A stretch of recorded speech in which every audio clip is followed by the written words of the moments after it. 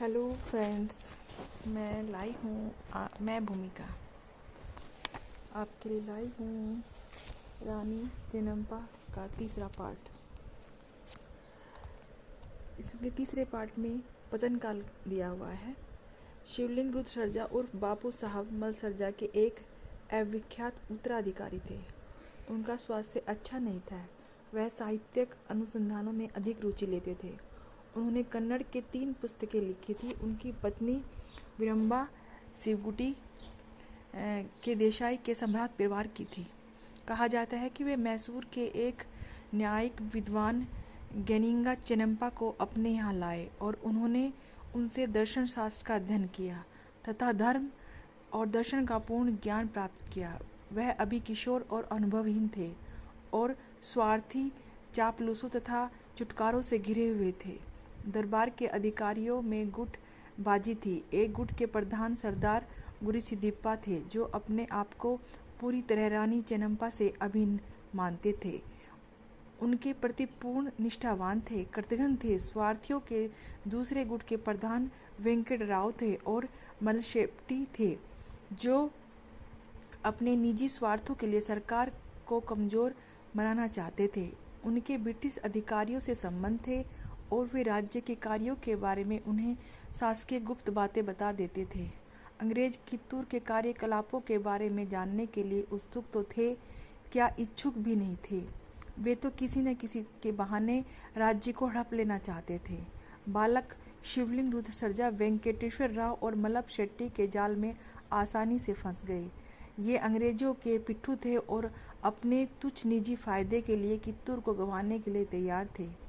शिवलिंग रुद्र सरजा ने 1816 में देशगत की बागडोर संभाली थी और 1817 और 1818 में अंग्रेजों और पेशवा के संबंधों में विषम संकट पैदा हो गया। अंग्रेजों ने दक्षिण से पेशवाओं पर हमला करना आरंभ कर दिया। नवंबर 1817 में दक्षिण के आयुक्त श्री एलिस्टेफेन ने कित्तूर के देसाई को एक पत्र लिखा और पेशवाओं से लड़ने के लिए सहायता मांगी। 21 मार्च से 12 अप्रैल 1818 तक किलाबंदी के दौरान कित्तूर के देसाई शिवलिंग रुद्र सरजा ने जनशक्ति और साज सामान से अंग्रेजों की सहायता की। 12 अप्रैल तथा पेशवाओं को पूरी तरह से मार भगाया और बेलगांव के किले पर अंग्रेजों का कब्जा हो गया। इसके तुरंत बाद धारवाड़ के आयुक्त थॉमस मुंडो ने शिवलिंग रुद्र सरजा को बुलाया और उसे 28 जुलाई 1818 को एक समझौता करने के लिए राजी किया, जिसके अनुसार कित्तूर देसाई 1,75,000 रुपये की वार्षिक भेंट देकर उस क्षेत्र को अपने पास रख सकते थे जिस पर उनका शासन था। किंतु इस समझौतों के अनुसार उससे खानपुर तालुका अंग्रेजों को देने के लिए कहा गया। अंग्रेजों को खानपुर सौंप देने की शर्त लज्जास्पद थी। इसमें राज्य को अपनी सामरिक उपादेयता से और अपनी आय के एक बहुत बड़े भाग से हाथ धोना पड़ा। रानी चेन्नम्पा इसके बारे में अत्यंत दुखित हुई, किंतु वह असहाय थी। उन्होंने कालमठ के पूज्यवाद स्वामी जी से बातचीत की और लंबी चर्चा एवं सोच विचार के बाद इस निष्कर्ष पर पहुंचे कि अधिक बेहतर यही होगा कि नई गतिविधियों पर ध्यान पूर्वक नजर रखी जाए तथा नए शासकों की अवज्ञा करने के लिए उपयुक्त समय की प्रतीक्षा की जाए। उस समय उक्ति में विश्वास रखते थे कि विवेक शौर्य का अधिकार बेहतर अंग है। उन्होंने इसी प्रकार समय काटने का निश्चय किया।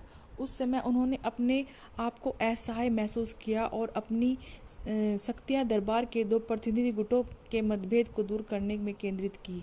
वह शिवलिंग रुद्र सरजा को राज्य के कामकाज में सलाह देती थी। उन्होंने उसमें देशभक्ति की भावना, साहस और विश्वास पैदा करने का प्रयत्न किया।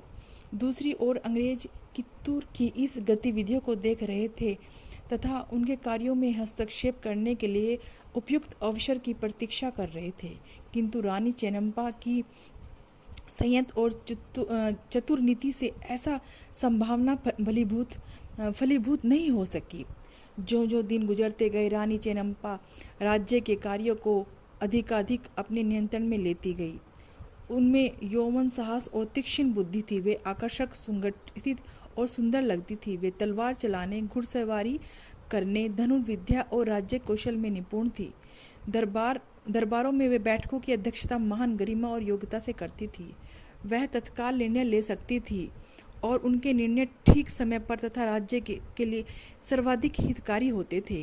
कित्तूर पुनः विकास करने लगा तथा मजबूत और संपन्न बनने लगा। रानी चेन्नम्मा की ख्याति दूर दूर तक फैल गई। उन्होंने अपनी लड़ाकू सेना को युद्ध के लिए सर्वदा तैयार रखा। अंग्रेजों को जिनका मुख्यालय कित्तूर से केवल 40 किलोमीटर दूर था, धारवाड़ में बेचैनी महसूस होने लगी। वे इस छोटे से राज्य की बढ़ती हुई शक्ति से भयभीत होने लगे। वह राज्य दक्षिण राज्यों में सबसे अधिक संपन्न राज्य था।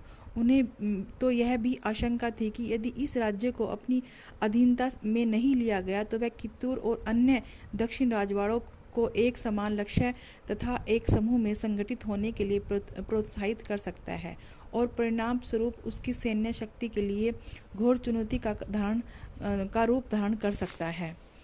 सन 1822 में धारवाड़ के प्रधान कलेक्टर थेकरे ने कित्तूर के शासकों को एक पत्र लिखा। उन पर आरोप लगाया कि राज्य में ठगों और लुटेरों को शरण दी जा रही थी, जिसके कारण इस क्षेत्र की शांति भंग हो रही है।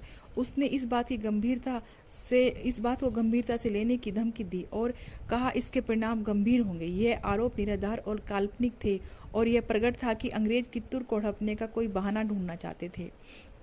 बहरहाल सद्बुद्धि से काम लिया और प्रोत्साहित हस्तक्षेप बंद हो गया। अंग्रेजों को डर था कि ऐसे काल्पनिक आधारों पर कित्तूर के कार्यकलापों में हस्तक्षेप करने की किसी भी प्रयत्न से दक्षिण के राजा उनके खिलाफ एकजुट हो सकते थे। कुछ समय तक कित्तूर के शांतिपूर्ण जीवन में कोई अप्रिय घटना नहीं घटी। व्यापार और वाणिज्य की उन्नति हुई। सेना को किसी भी स्थिति का मुकाबला करने के लिए सतर्क रहना रखा गया। प्रतिद्वंद्वी गुटों के मतभेद दूर हो गए और राज्य के कार्यों पर रानी चेन्नम्मा का पूर्ण एवं दृढ़ नियंत्रण था। शिवलिंग रुद्र सरजा, जिनका स्वास्थ्य यक्ष्मा रोग के कारण तेजी से गिरता जा रहा था, राज्य के केवल प्रधान के रूप में काम कर रहे थे। वह मृत्युशैया पर पड़े हुए थे। वह लगभग 8 वर्ष राज्य करने के बाद सितंबर 1824 में मर गए। रानी चेन्नम्मा ने कित्तूर को अपने पूर्ण नियंत्रण में ले लिया और वह कित्तूर की सामग्री बन गई। ये रानी चेन्नम्मा का तीसरा पार्ट था, जो मलसरजा की पत्नी थी और सदाशिव ओडेयर ने ये कहानी लिखी है। मैंने इसका तीसरा पार्ट आपके सामने रखा है। मैं जल्दी इसका चौथा पार्ट आपके सामने लेकर आऊँगी। नमस्कार।